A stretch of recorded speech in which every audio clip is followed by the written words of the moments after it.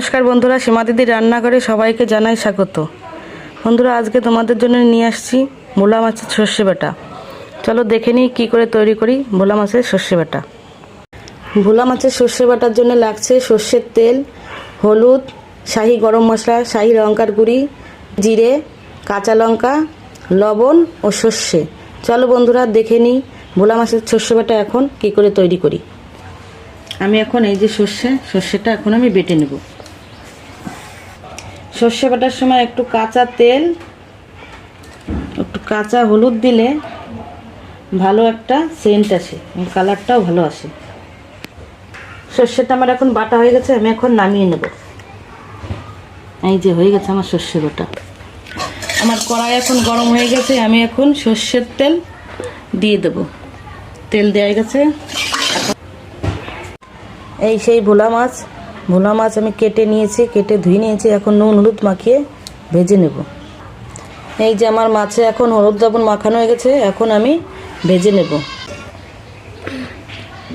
এই যে আমি মাছটা এখন ভাজবো।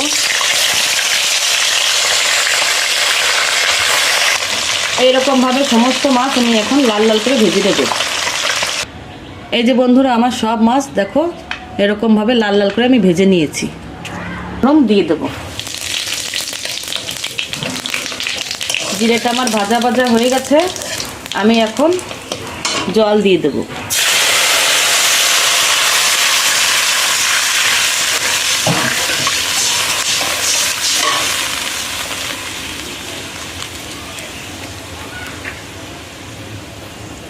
এবার আমি লবণ দিয়ে দেব।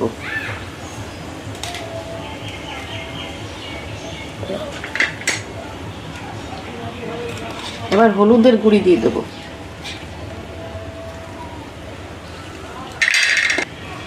এবার আমি লঙ্কার গুঁড়ি দিয়ে দেবো পরিমাণ মতো। এবার জলটা 5 মিনিট জাল হবে। এখন আমার এই যে 5 মিনিট জাল হয়ে গেছে, এখন আমি মাছগুলো আস্তে আস্তে দিয়ে দেবো।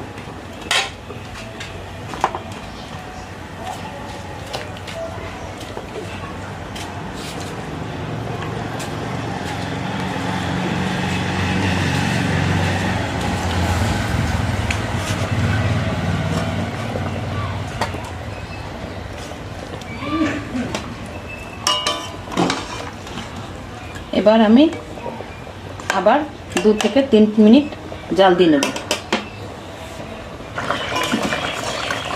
এই সর্ষে বাটাটা এটা এখন দিয়ে দেব। একটু ঝোল তুলে তারপরে গুলে দিয়ে দেব। এই যে সর্ষেটা আমি এখন গুলিয়ে নিয়েছি, এখন দিয়ে দেব।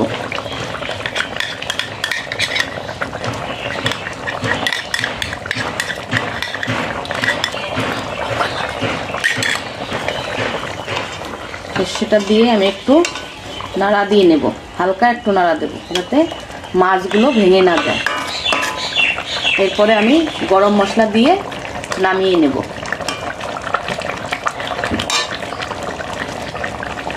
এবার আমি শাহি গরম মশলাটা দিয়ে দেবো সানরাইজের।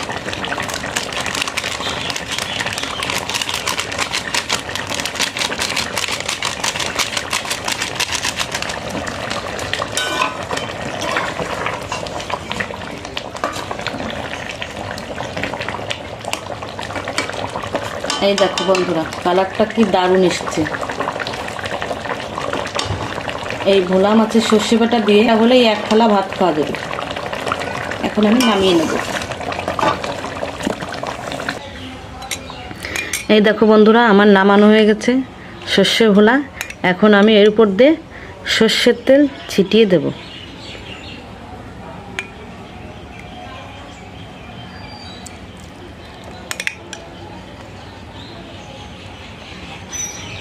তারপরে আমি দিয়ে দেব 4-5টা কাঁচা লঙ্কা।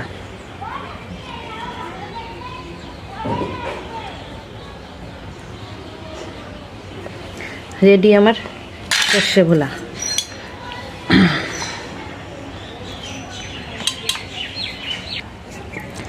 এইভাবে গরম ভাতে সর্ষে ভোলা খেলে দারুণ লাগে।